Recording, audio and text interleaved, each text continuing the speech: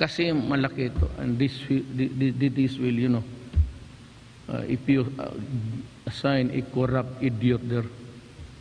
Kaya ang gusto ko, o baka nagustuhan rin ninyo, ideposito ko na lang. Let it remain as a remembrance to the people who lost their at that time. Tapos yung 5 billion, yun yung to improve the improvement sa replanting sa coconut. 5 billion, that's a big money. Pero kung ibigay mo, light sprinkler, walang mangyayari. Yung magtigabigay, kukuha yan. Yung pupunta. That's why itong land bank na ito, pag hindi ito na, you know, you're called land bank. But you are now the #1 commercial bank in the Philippines. What the heck is happening to you? You are supposed to finance agricultural enterprises and endeavors. Bakit wala? Bakit? Why can't you just buy a few wagons or whatever, go to the countryside and ask the people if there are cooperatives, tulungan ninyo to form one. Pag wala, tignan ninyo na maibigay ninyo for replanting of the coconut, to revive the coconut industry. Pahiramin ninyo ng pera plus the money, nung sabi ko, of the coconut levy. That is sacred money. Land banks should go back to land. Why are you mired in so many commercial transactions? Bumalik kayo where you were created for.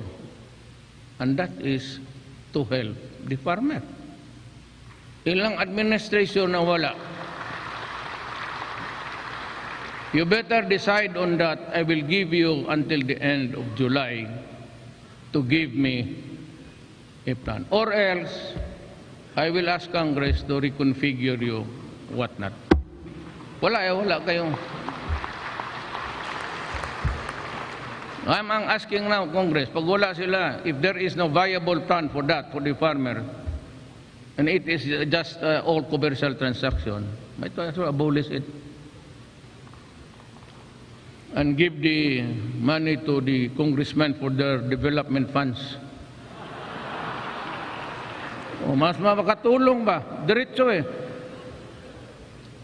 Ayaw ninyo? Ayaw doon nila, Sir Frank. Huwag mo na lang galawin.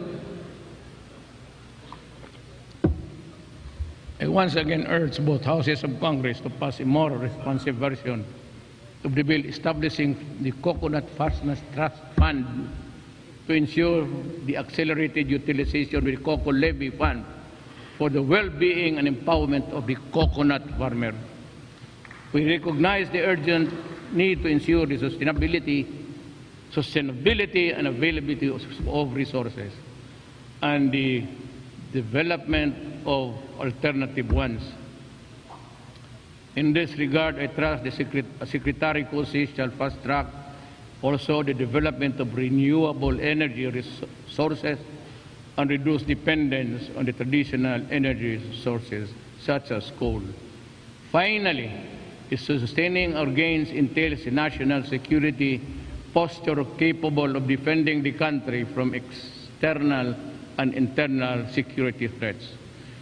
Defense Secretary Lorenzana, together with the gallant men and women in the armed forces, is at the forefront of this fight. We expect support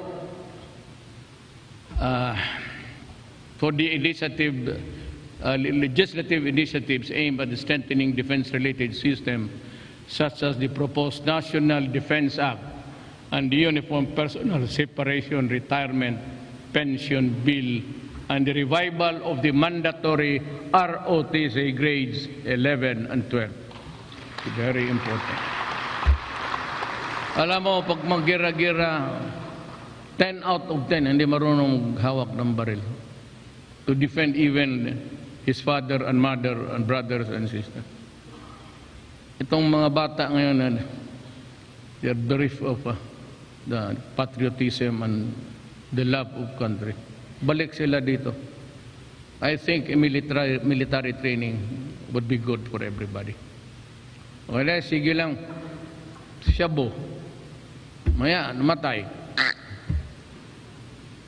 Duterte, extrajudicial killing.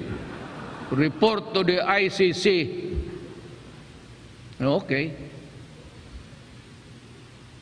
If you can provide me with a good comfortable cell, heated during winter time, I want to go, and an air condition during hot weather, and a conjugal visits unlimited, para we can understand each other.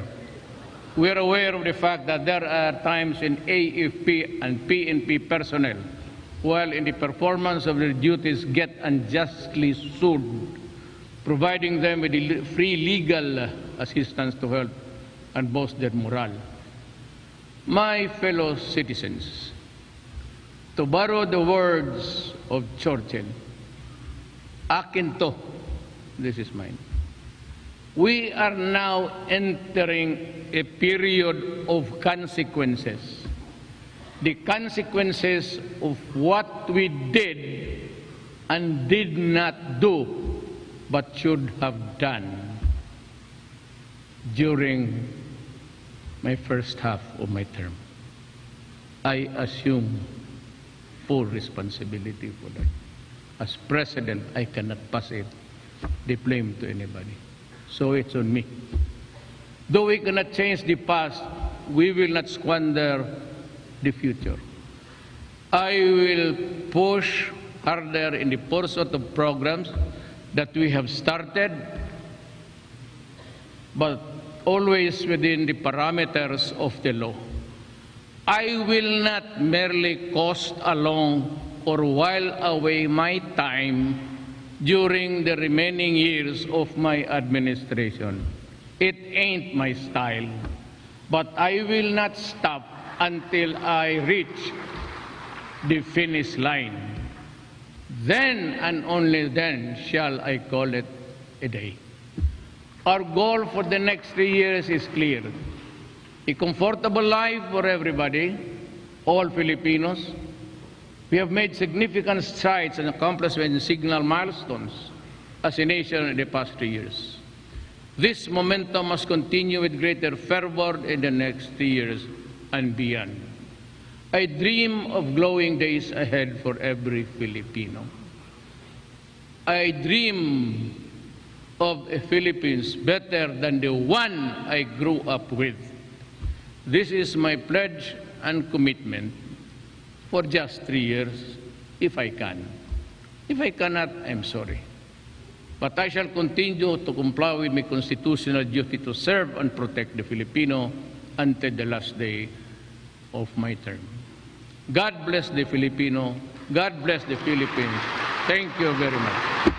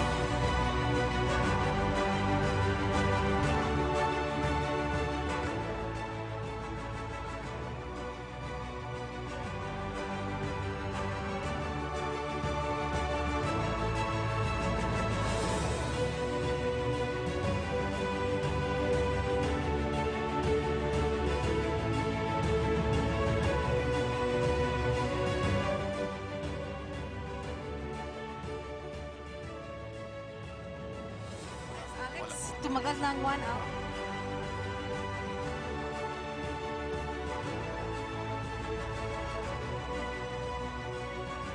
Pangulong Duterte sa kanyang fourth State of the Nation address. Ilang